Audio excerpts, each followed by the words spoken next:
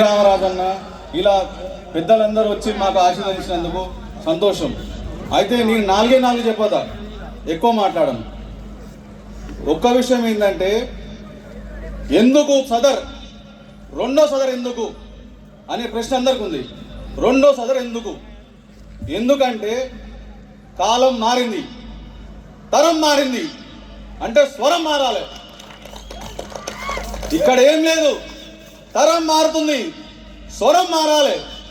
జిల్లా నుంచి, మండలం నుంచి, పల్లెటూరు, గ్రామం ఏ చివరికి ఉంటే ఆ చివరికి యాదవ్ అనేటోడు ఎంత దూరం ఉంటే దూరం అన్ని కులాలను కలుపుకోవాలి, అన్ని మతాలను కలుపుకోవాలి, సబ్బండ వర్గాలను కలుపుకోవాలి, నిలబడాలి. మనం అంటే ఏందో చూపించాలి.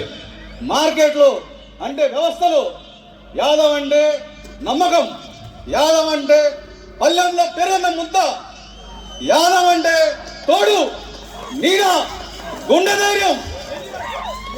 ఇది యాదవ్ అంటే.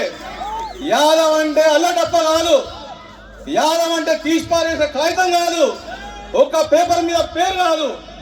యాదవ్ అంటే శివశాస్త్రం కావాలి.